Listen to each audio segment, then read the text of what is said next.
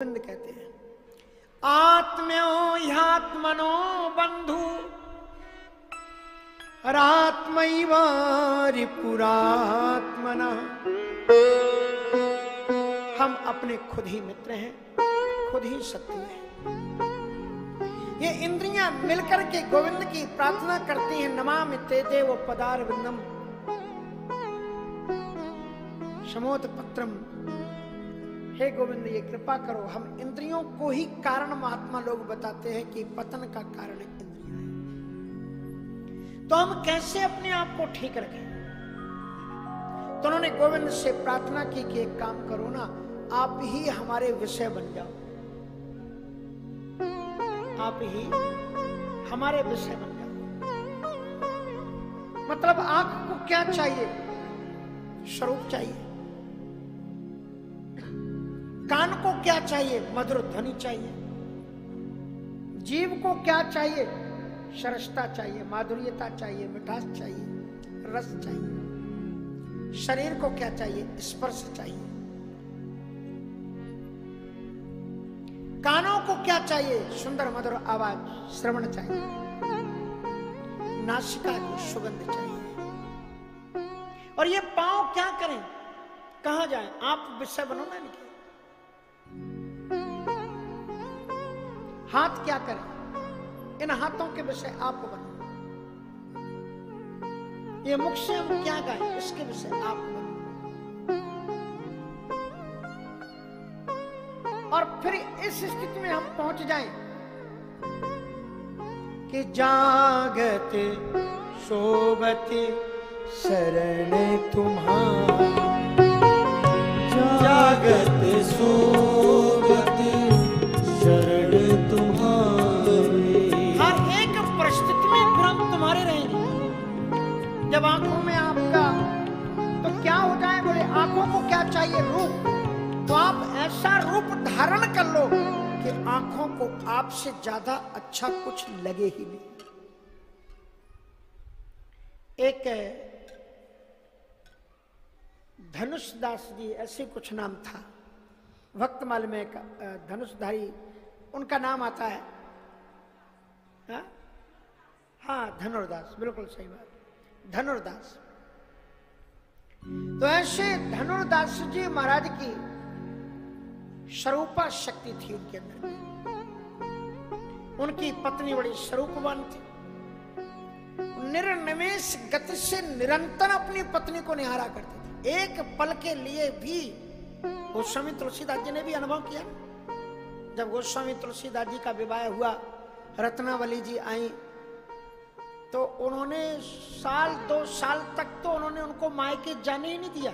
कोई ना कोई बहाना बना के टाल देते थे और ना खुद बाहर जाते थे। गोस्वामी तुलसीदास जी के शिष्य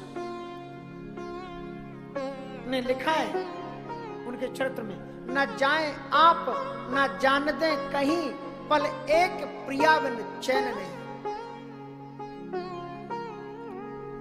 और ऐसे पूज्य पाद गोस्वामी तुलसीदास जी का आपने सुना होगा कि भैया की बात हुई, तुम तो घर आते ही नहीं, तो कहा कि ये जाने दें तब ना। तो बोले फिर क्या करें? कहा कि ये थोड़ी देर के लिए अभी कथा करने कहीं जा रहे हैं, आप आ जाओ। और पूज्य पाद गोस्वामी तुलसीदास जी महाराज कहीं कथा करने के लिए गए। मतलब सुबह जाना था, लौट के आ जाना था 2-4 घंटे में। उतने बीच में भाई आया और रत्नावली को लेकर के चला गया। गोस्वामी तुलसीदास जी महाराज आए तो देखे इधर उधर रत्नावली रत्नावली, बोले वो तो उनके भैया के साथ में चली। गोस्वामी तुलसीदास जी महाराज रुके नहीं, तत्काल दरवाजा भी बंद नहीं किया और जहां उनकी श्रीमती जी का घर था चल दिए अपनी ससुराल के लिए। पानी बरस रहा था, गंगा जी में बाढ़ आई हुई थी, पर प्रेमी को प्रेम की सहायता भी मिल जाती है प्रकृति की। एक मुर्दा मिला, उस मुर्दे पर ही बैठ गया और उस मुर्दे ने ही पार लगा दिया। और जब रत्नावली के घर पहुंचे तो उन्होंने क्या देखा कि दरवाजे बंद थे। दरवाजा, रात को तो लोग दरवाजा बंद करके अंदर से शटकनी लगा के सोते, तो कोई रास्ता नहीं था। तो गोस्वामी तुलसीदास जी को मालूम था कि दूसरे मंजिल वाले मकान में हमारी रत्नावली सोती है। तो सोचा मैं सीधे ऊपर ही चढ़ जाऊं। अब चढ़े कैसे? तो एक सर्प लटक रहा था, उस सर्प को ही पकड़ करके बाबा जी चढ़ गए ऊपर, गोस्वामी तुलसीदास जी, और सीधे रत्नावली के भवन में प्रवेश किया। दरवाजा खटखटाया, रत्नावली जी देखते रह गई कि हरे राम, ये क्या किया आप? आधी रात में चोर की तरह घर में घुस के आ गए। आ तो गए हो, लेकिन सुबह की कल्पना कर रहे हो कि जब किसी ने देखा नहीं आपको आते हुए, दरवाजे बंद हैं, और सुबह जब लोग देखेंगे तो कितनी हंसाई होगी हमारी, अपनी भी हंसाई कराओगे। एक दिन रुक नहीं सकते थे, मैं आ जाती, अपनी भी हंसी कराओगे और मेरी भी। रत्नावली भी कवियत्री थी, कवि थी। उन्होंने एक दोहा लिखा कि हाड़ मास की दे यही ताम हुए सी प्रीति, हड्डी मांस रक्त रज्जा से बना हुआ, देहेस्ति मांस रुद्रेवि मतो, भागवत में कहते हैं, देहेस्ति मांस रुद्रेवि मतम तदित्तम जाया सुता विश्वदा मुक्ताम। हाड़ मांस की दे यही, शरीर को आप कितना भी सजा लो, लेकिन ये तो एक पैकिंग है, बाहर से पैकिंग कर दी गई है। लेकिन अगर आप अंदर झांक करके देखो तो जो बाहर की गंदगी देख करके नाक भौं सिकुड़ते हो ना, सब तुम्हारे अंदर भरी हुई है, कुछ है ही नहीं है। उसी की पैकिंग है शरीर, गोरी चमड़ी के साथ। हाड़ मास की दे यही ताम हुए सी प्रीति, ये तुआधे जो राम प्रीति, तो अवश्य मिटे भवो भीति। हाड़ मास के बने हुए इस शरीर में आपका इतना अनुराग कि आप रात में यहाँ पर चले आए। अगर इससे आधा भी प्रेम कदाचित आपने राम से किया होता तो आपके भाव बंधन खुल गए होते। गोस्वामी तुलसीदास जी से जब ये बोला तो गोस्वामी तुलसीदास जी महाराज उसी समय जैसे भवन में आए थे वैसे ही नीचे उतर गए और चल दिए। और गोस्वामी तुलसीदास जी ने एक पद्य लिखा, उसमें रोते हुए पद्य लिखा, अबेलो नसानी अबिनन सई, अबेलो नसानी अबिनन सई हो, अबेलो नसानी अबिनन, अबेलो नसानी अबिनन सई हो।